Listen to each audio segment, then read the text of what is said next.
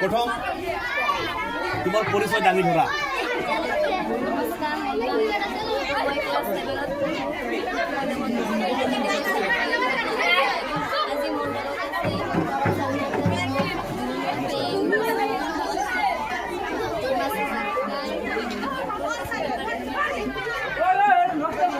প্রশ্ন মর্মে তুমি তো হয়তো এটা প্রজেক্ট লৈ আহিছা। আজি আমার প্রেজেন্টেশন ডে ভর্তি করা হয়েছিল, গতিকে তুমি কি বস্তু আনিছা এই সম্পর্কে দুই এষাৰ কথা বুজিবলৈ আমার বাইদেউ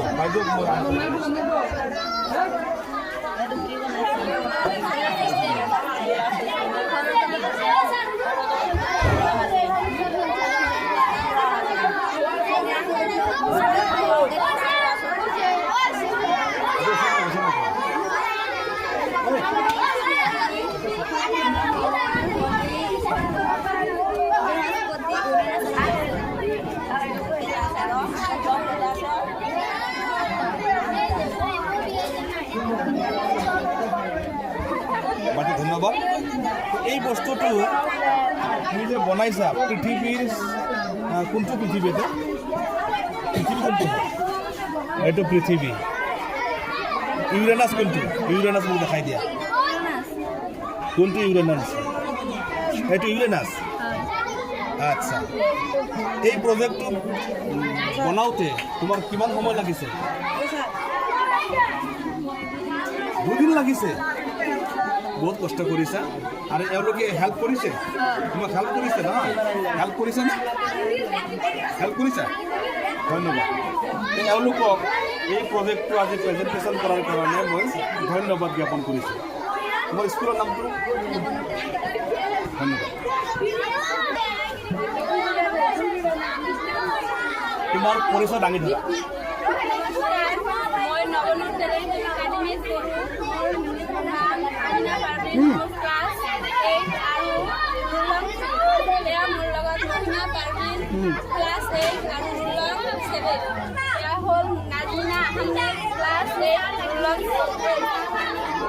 ধন্যবাদ জ্ঞাপন কৰিছোঁ। আজি তুমি যি প্ৰজেক্টটো লৈ আহিছা, আজি প্ৰেজেণ্টেশ্যন দিবলৈ আহিছা যে এই সম্পৰ্কে দুই এষাৰ কথা সোধ-পোছ কৰাৰ কাৰণে আমাৰ বিদ্যালয়ৰ এগৰাকী শিক্ষয়িত্ৰী নিবেদিতা, মই তেখেতক সোধ-পোছ কৰাৰ কাৰণে আমন্ত্ৰণ জনাইছোঁ।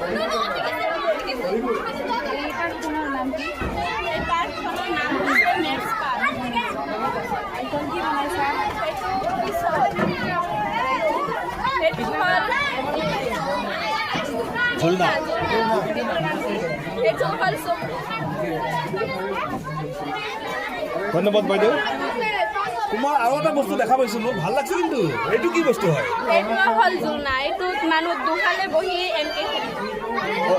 মানে খেলে এইটো কি বস্তু?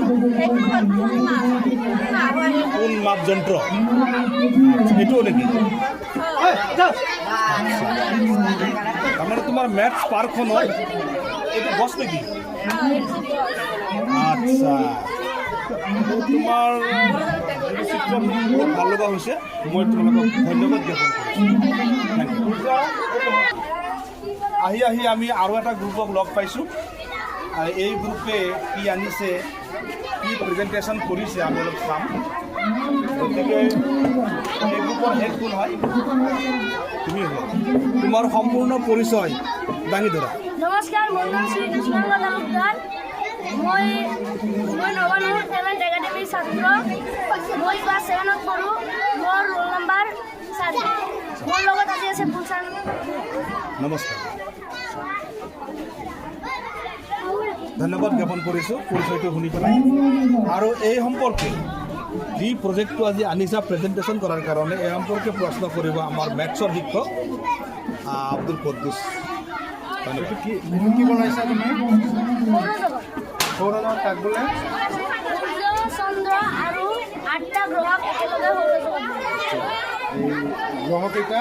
গ্ৰহ ইয়াতে 8টা। পৃথিৱীৰ ওপৰত চন্দ্ৰ। এই যে তুমি 8টা কালাৰ কৰিছা, এই কালাৰকেইটা একে নহয় কিন্তু, হয়নে নহয়? 8টা কালাৰ 8 ধৰণৰ কৰিছা কিয় বেলেগ বেলেগ গ্ৰহৰ কালাৰ বেলেগ বেলেগ হয় নেকি পৃথিৱীৰ কালাৰ এইটো এনেকুৱা হৈছে কিয় এই ব্লুখিনি হ'ল সাগৰ আৰু এই গ্ৰীণখিনি হ'ল এই মাটি আৰু ইয়াতে অলপ অলপ আপুনি বগা দেখছে এইখিনি হ'ল মেঘ আৰু এই ৰেগিস্তান আচ্ছা পৃথিৱীৰ ওচৰত থকা গ্ৰহ কোনটো মঙ্গল গ্ৰহ আৰু দূৰত থকা গ্ৰহ দূৰত গ্ৰহ থকা নেপচুন সূৰ্যৰ ওচৰত থকা গ্ৰহ মাৰ্কিউৰি বুধ গ্ৰহ আৰু দূৰত থকা নেপচুন আচ্ছা আমি জনামতে আগত গ্ৰহৰ কেইটা আছিল 9টা আছিল আৰু এটা গ্ৰহ সেইটোৰ নাম কি আছিল যিটো এতিয়া আমি ধৰিব নোৱাৰোঁ সেইটোৰ নাম কি আছিল প্লুটো কিমান নম্বৰ গ্ৰহ আছিল 9 নম্বৰ আটাইতকৈ ডাঙৰ আছিল নে আটাইতকৈ সৰু আছিল ধন্যবাদ আমাৰ মেথ শিক্ষকগৰাকী ধন্যবাদ জ্ঞাপন কৰিছোঁ আহি আৰু একজন আমাৰ প্ৰাৰ্থী লগ পাইছোঁ প্ৰজেক্ট এতিয়া আজি আনিছে প্ৰেজেণ্টেশ্যন কৰাৰ কাৰণে আৰু তেওঁ কি আনিছে এইটো কি বস্তু হয় সেই সম্পৰ্কে অলপ দুই এষাৰ কথা মই সুধিম তোমাৰ নামটো কি আছিল নমস্কাৰ মোৰ নাম শ্ৰী গীতালি তালুকদাৰ মই নগৰ টেলেণ্ট একাডেমীৰ 8ম শ্ৰেণীত পঢ়োঁ ৰোল নাম 23 আজি এইটো কি বনাই আনিছা চন্দ্ৰযান 3 সম্পৰ্কে তুমি অৱগত আছানে জানানে চন্দ্ৰযান 3টো চন্দ্ৰত অৱতৰণ কৰা চনটো কি আছিল 14 জুলাই 2023 ভেৰি গুড ধন্যবাদ জ্ঞাপন কৰিছোঁ চন্দ্ৰযান 3ৰ লগত আকৌ এইটো কি সম্পৰ্ক আছে এইটো ওপৰলৈ উঠি যায় ওপৰলৈ উঠিছে নেকি ওপৰলৈ উঠাৰ ব্যৱস্থা আছে নেকি অলপ দেখাই দিলে ভাল হয়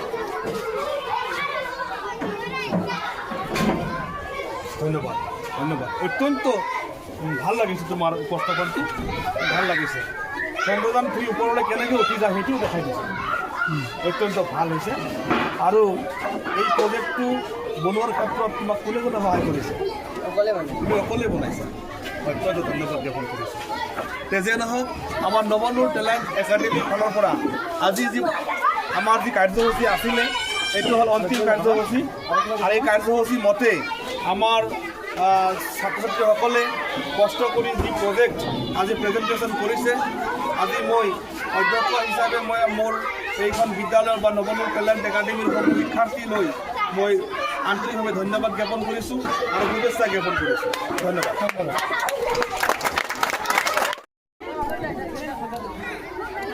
আপোনালোকে যে আজি স্কুলত প্ৰজেক্টৰ প্ৰেজেণ্টেশ্যন কৰিলে ইয়াৰ পৰা ছাত্ৰ ছাত্ৰীসকলে কি লাভৱান হ'ল কি উপকাৰ হ'ল ছাত্ৰ ছাত্ৰীসকলৰ হয় নমস্কাৰ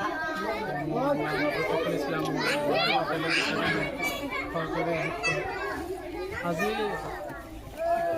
বৰপেটা জিলাৰ অন্তৰ্গত সোমোৱা অৱস্থিত নৱনুৰ টেলেণ্ট একাডেমী ছাত্ৰ ছাত্ৰীসকলৰ দ্বাৰা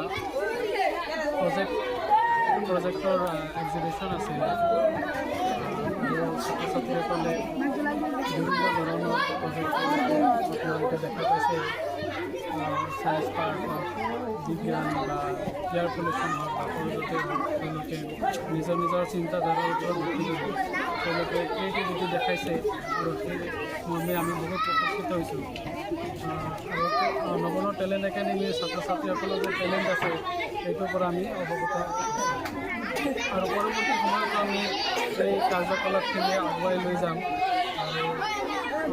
আৰু আমি অনুৰোধ জনাম যে আমাৰ যিসকল অভিভাৱক আছে তেওঁলোকেও আহি আমাৰ ইয়াতে অংশগ্ৰহণ কৰা ছাত্ৰ ছাত্ৰীসকলৰ যিবিলাক প্ৰচেষ্টা আছে সেই প্ৰচেষ্টাৰ প্ৰতি তেওঁলোকে উৎসাহ দিয়ে